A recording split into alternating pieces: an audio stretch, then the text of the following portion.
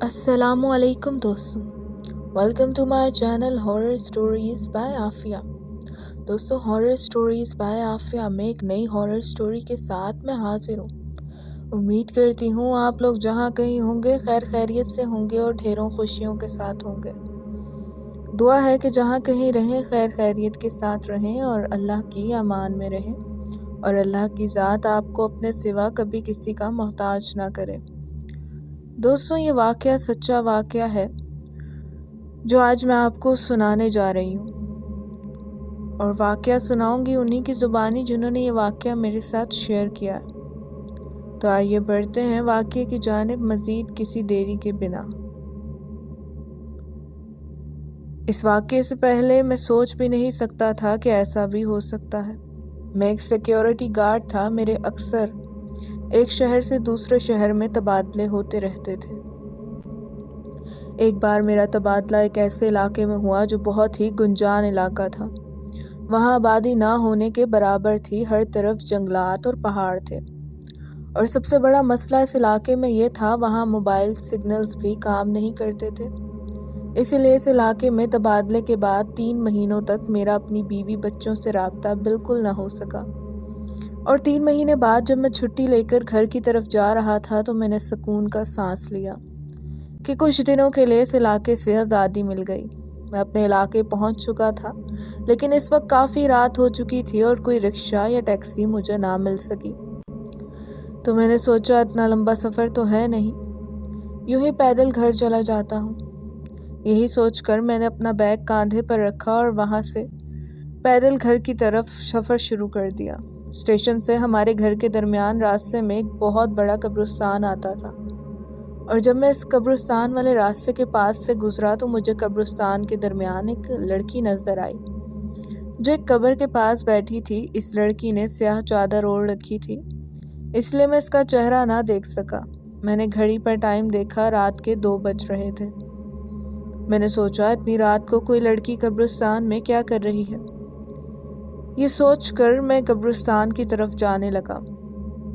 ہمارے علاقے کے قبرستان کے بارے میں آج تک کوئی ڈر خوف والی افواہ نہیں سنی، اس لیے بلا جھجک بے خوف میں اس قبرستان کی طرف جانے لگا۔ اس قبر کی طرف جانے لگا جہاں وہ لڑکی کھڑی تھی۔ میں تھوڑا مزید قریب ہوا تو میں نے دیکھا وہ لڑکی قبرستان میں جھاڑو دے رہی تھی۔ میں اس کے پاس جانے لگا، اور جب اس لڑکی کے پاس پہنچا تو میں نے اس لڑکی کو سلام کیا۔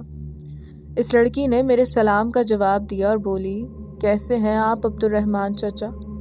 میں اس لڑکی کی زبان سے اپنا نام سن کر حیران ہوا۔ میں نے پوچھا، آپ میرا نام کیسے جانتی ہیں بیٹا؟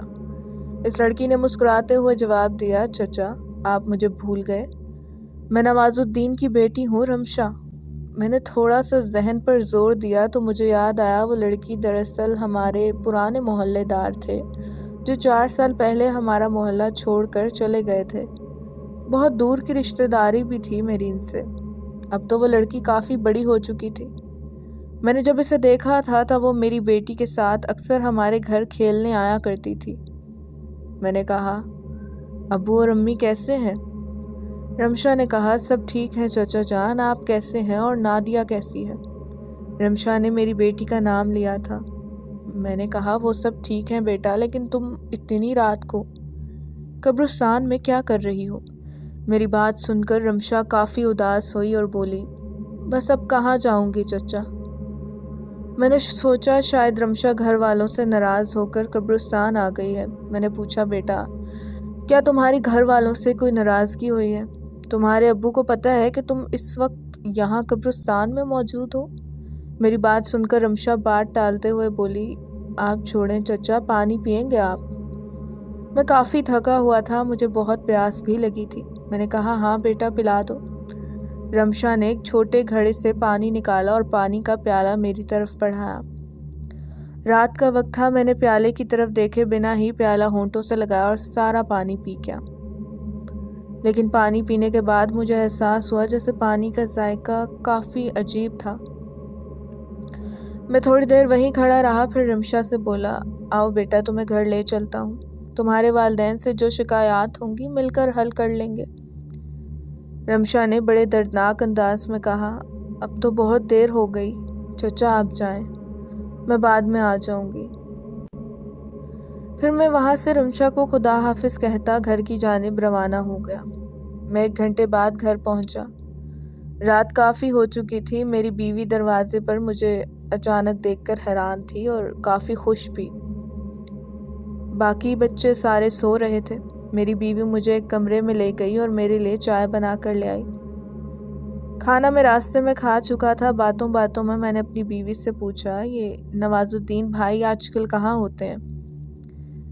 میری بیوی اچانک نواز الدین کے ذکر پر حیران ہوتے ہوئے بولی، وہ تو دوسرے محلے چلے گئے تھے، پھر کوئی خاص رابطہ نہیں ہوا ان سے۔ میں بس ایک بار ان کے گھر گئی تھی، لیکن ان کا ایک بیٹا میرے خیال میں وابڈا میں نوکری کرتا ہے۔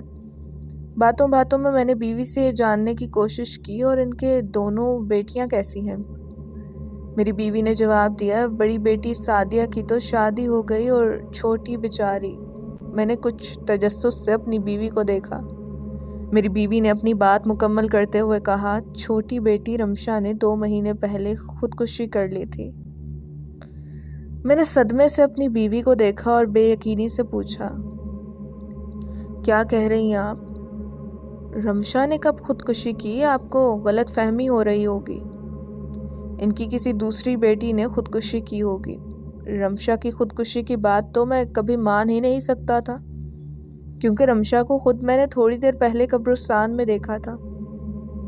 میری بیوی بولی، مجھے غلط فہمی کیسے ہو سکتی ہے جی؟ میں خود رمشا بیچاری کے جنازے پر نواز الدین کے گھر گئی تھی۔ یہ کہہ کر میری بیوی کمرے سے باہر نکل گئی اور میں صدمے میں تھا۔ رمشا مر چکی ہے تو وہ کون تھی جسے میں نے قبرستان میں دیکھا تھا؟ اور وہ پانی جو مجھے رمشا نے پلایا تھا وہ کیا تھا، جس کا ذائقہ میں آج تک نہیں بھول پایا؟ اور اس کا کہا ہوا وہ جملہ آج تک میرے دل پہ نقش ہے۔ اب تو بہت دیر ہو گئی۔ میں آج تک یہ نہ جان سکا اگر رمشا مر چکی تھی تو میں نے قبرستان میں کس کو دیکھا تھا۔ دوستوں، یہ تھا آج کا پراسرار واقعہ پسند آئے تو کمنٹس میں اپنی رائے کا اظہار لازمی کیجیے گا، اور اگر آپ بھی کوئی واقعہ میرے ساتھ شیئر کرنا چاہتے ہیں تو میرے ای میل ایڈریس پر آپ میرے ساتھ اپنے ساتھ پیش آیا ہارر واقعہ شیئر کر سکتے ہیں۔ میں کوشش کروں گی کہ آپ کے ساتھ پیش آئے واقعے پر ویڈیو بنا دوں۔ اسی کے ساتھ ساتھ اگر تو آپ ہمارے چینل پر نئے ہیں تو چینل کو سبسکرائب کرنا مت بھولیے گا اور بیل کی نوٹیفیکیشن کو آن کر لیجیے گا تاکہ آنے والی نئی اپڈیٹس آپ تک پہنچتی رہیں۔ ویڈیو پسند آئے تو ویڈیو کو لائک بھی کر دیجیے گا۔ اپنا ڈھیر سارا خیال رکھیے گا، اس ناچیز کو دعاؤں میں یاد رکھیے گا۔ ملتی ہوں پھر نئے واقعے کے ساتھ، تب تک کے لیے فی امان اللہ۔